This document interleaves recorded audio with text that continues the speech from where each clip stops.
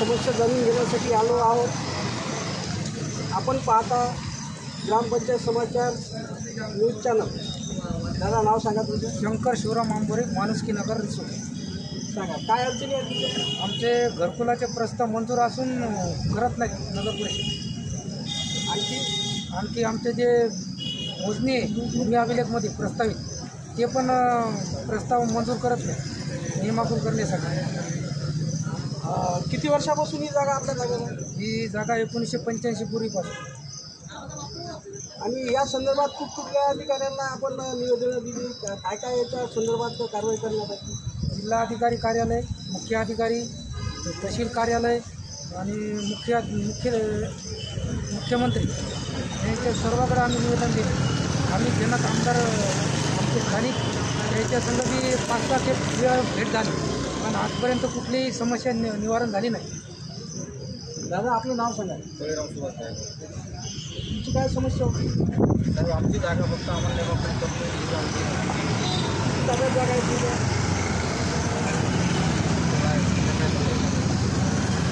तुम्हाला सांगता येईल? 3-4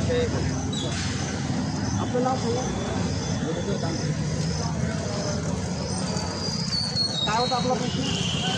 जाग्याचा उपोषणाला बसलेला आहे का तुम्ही? किती जागा ताब्यात आहे तुमच्या?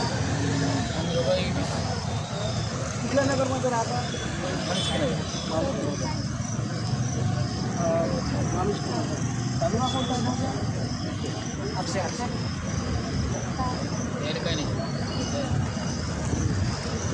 आपलं नाव सांगा. गजानन परशुराम कांबळे. कसे बसले? उपोषणासाठी बसलेलो साहेब. आम्हाला घरकुलाच्या मागणीसाठी बसलेलो आहे. आमची मागणी मान्य जिल्हाधिकारी यांनी मंजूर करायला पाहिजे आणि शिवसाहेबांनी याच्याकडे लक्ष घालून भूमी अभिलेख साहेबाला आदेश देऊन तसेच आमची मोजणी त्वरित करून आम्हाला न्याय देण्यात यावा अशी माझी मागणी आहे. या अगोदर कुठं कुठं तक्रारी केल्या? माननीय मुख्यमंत्री यांच्याकडे तक्रार केली आहे, विभागीय आयुक्ताकडे तक्रार केलेली आहे, आम्ही जिल्हाधिकारी यांच्याकडे बी तक्रार केली आणि उपजिल्हाधिकारी यांच्याकडे तक्रार केलेली आहे. तर किती वर्षापासून ही तुमची लढाई सुरू आहे? आमची 1985 पासून लढाई चालू आहे. अद्याप शासन आमच्याकडे लक्ष देत नाही. या संदर्भात कुठकुठल्या कार्यालयाशी तुमचा संबंध आला किंवा तक्रारी केल्या आणि कुठकुठल्या अधिकाऱ्यांनी तुम्हाला या संदर्भात आश्वासन दिली? कारवाई करण्याच्या संदर्भात काय काय आश्वासन देण्यात आली आपल्याला? आम्ही जिल्हाधिकारीकडे कार्यालय 2023मध्ये आमरण उपोषण केलं होतं. त्यासमोर त्यांनी शिवसाहेब यांनी जिल्हाधिकारी यांच्यासमोर सांगितले की बाबा सदर तुमचे आरक्षण हटून तुम्हाला घरकुलाचा लाभ देण्यात येईल. आम्ही शिवसाहेब यांच्याशी संपर्क साधला. त्याच्यानंतर भूमी अभिलेख कार्यालय रिसोड यांच्याशी वारंवार चक्र मारून यांनी बी आमचा काही आमची काही मागण्या पूर्ण केल्या नाही. माननीय तहसीलदार मॅडम यांनी बी आमच्या पाठपुरावा बरोबर काय केला नाही काय नाही. नियामकासाठी त्यांच्याकडे आम्ही फाईल दाखल केल्या 2-4-5 वर्ष अगोदर पण त्यांनी बी आमचा पाठपुरावा काय केलेला नाही. काकू तुमचं नाव सांगा. बरं बरं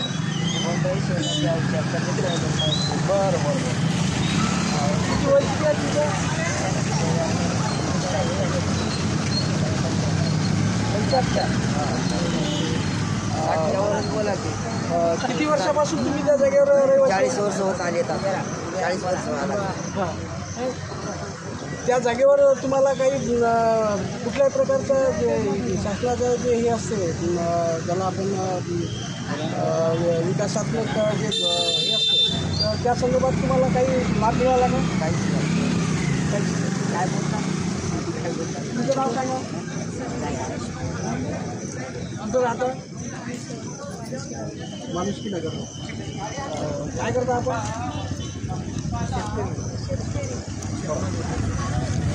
किती वर्षापासून ते कुटुंबाची राहते?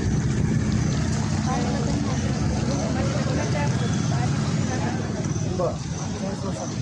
तुमच्या कुटुंबामध्ये किती लोक आहेत?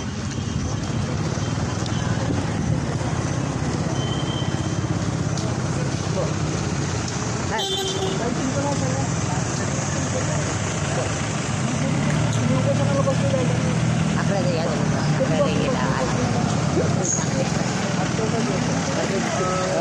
या 4 दिवसाच्या कालावधीमध्ये कोण कोण आलं तुम्हाला भेटायला इथले काही स्थानिक नेते, तिथं उभे राहा, पत्रकार, तिथं उभे राहा. मीडियावाले, अधिकारी लोक. बर, या समोर आता इथे सांगा तुमचा परिचय सांगा. कधीपासून बसले उपोषणाला? 4 दिवस झाले. किती लोक आहेत तुमच्या कुटुंबामध्ये? बर, तर तुम्ही आदिवासीमध्ये येता का? बरं बरं. तुम्हाला मग आजपर्यंत कुठल्याच योजनेचा लाभ मिळाला नाही? बरं, या आजी पुढे या जराशा. आपण आजीकडून जाणून घेऊया की यांच्यावर जवळपास आता हे 90-95 वर्षाचं यांचं वय आहे आणि या वयात जर यांना लोकशाहीमध्ये जर संघर्ष करावा लागत आहे न्यायासाठी, तर खरोखर धन्य आहे त्या लोकशाहीची. सांगा तुमचं नाव. किती लोक आहेत तुमच्या कुटुंबामध्ये? किती मुलं आहे तुम्हाला? बरं, काय करते मुलगा तुमचा? बरं, तुम्हाला घरकुलाचा लाभ मिळाला नाही? तुम्ही उपोषणाला बसलेले आहे? बरं, या समोर या. नाव सांगा आपलं. आमचं नाव श्रावण मानमुखी. कुठं राहता? आम्ही राहतो मानसिक नगर. सर्व एकाच नगरमध्ये राहता का?